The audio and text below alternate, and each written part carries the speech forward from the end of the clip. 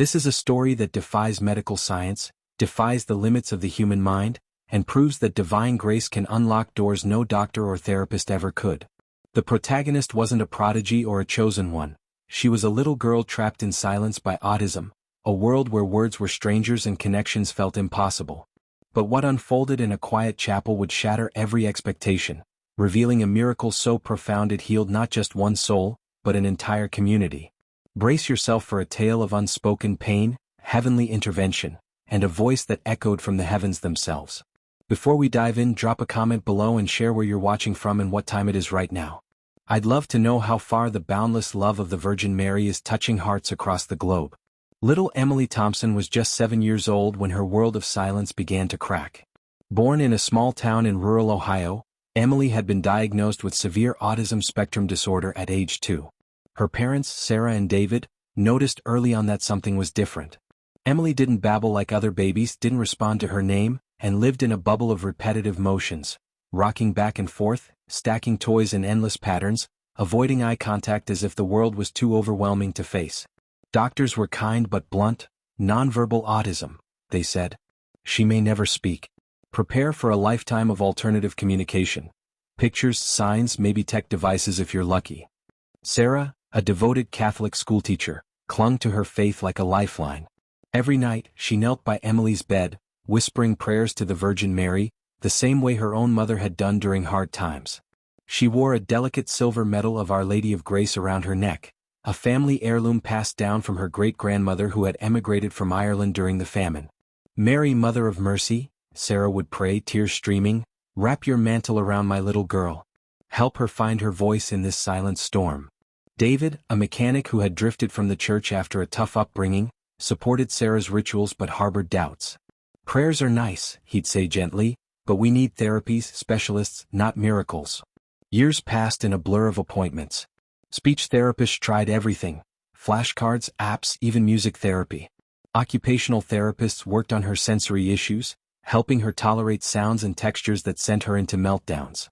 By age 5, Emily could point to pictures for basic needs: water, food, bed, but words? Not a single one. The family attended a local parish, St. Michael's, where Father Elias Rivera, a warm-hearted priest from Mexico with a soft spot for children, often blessed Emily after Massachusetts. "Dios te bendiga, pequeña," he'd say, tracing a cross on her forehead.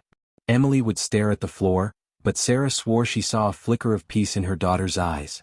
It was during Emily's 6th year that subtle changes whispered of something stirring. One evening, as Sarah prayed the rosary aloud in the living room, Emily wandered over unprompted and sat beside her, her tiny fingers tracing the beads without a word. Sarah's heart soared. It was the first time Emily had shown interest in anything beyond her routines. "See, David? Our Lady is listening," she said.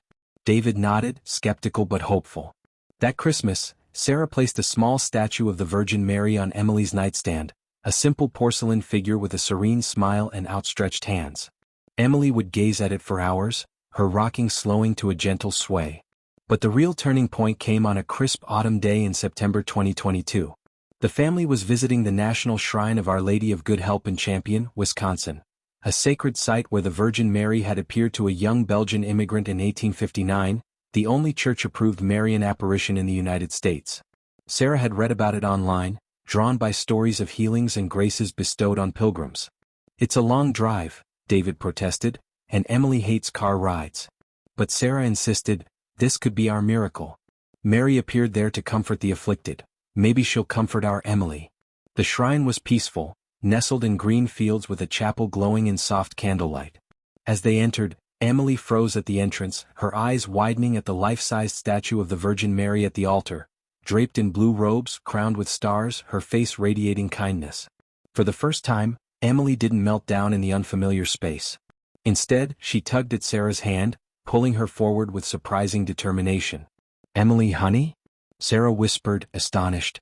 David trailed behind, phone in hand, capturing the moment just in case. They knelt before the statue, the air thick with incense and hushed prayers from other visitors. Sarah began reciting the Hail Mary, her voice steady. "Hail Mary, full of grace, the Lord is with thee." Emily, usually fidgeting or humming to herself, went utterly still. Her gaze locked on the Virgin's eyes. Then, without warning, a soft glow began to emanate from the statue, Not a trick of the light, but a warm ethereal radiance that pulsed like a heartbeat. Gasps rippled through the chapel. Pilgrims pointed, some crossing themselves, others pulling out phones. Father Elias, who had joined them on the trip as a family friend, whispered, "Madre de Dios, it's happening." But the true shock came next. Emily's lips parted, her small hands reaching toward the statue. In a voice clear as a bell, pure, melodic, untouched by years of silence, she spoke her first words, "Mama, Mary, love." The chapel fell silent, then erupted in awe. Sarah collapsed in sobs, clutching Emily. David dropped his phone, tears blurring his vision.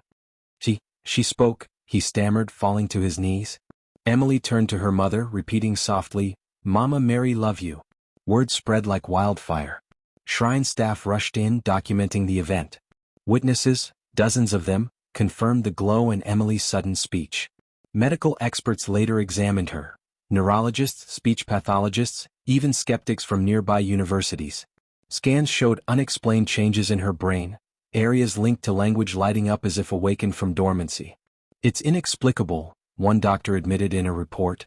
"No therapy could trigger this overnight." The glow? Analyzed by physicists, it defied explanation. No hidden lights, no phosphorescence. It was, they concluded, a phenomenon beyond science. In the months that followed, Emily's voice blossomed. She began stringing sentences together. "I see Mary in dreams," she'd say, describing visions of a lady in blue who whispered songs of comfort. Her autism didn't vanish. Sensory sensitivities remained, but communication unlocked a new world. She made friends at school, shared stories, even led family prayers. The family returned to the shrine annually, where Emily's story inspired a new wave of pilgrims. David, once doubtful, became a deacon, sharing testimonies of faith renewed. "Mary didn't just heal Emily," he'd say. "She healed us all, showed me that miracles aren't fairy tales, they're God's whispers in our chaos." The small statue from Emily's nightstand now sits in a glass case at the shrine, a relic drawing thousands. Experts tested it too. No anomalies, just ordinary porcelain. Yet visitors report feeling an inexplicable peace when near it. Father Elias called it, "a modern echo of Champion's apparition, Mary reaching out to the voiceless, turning silence into song."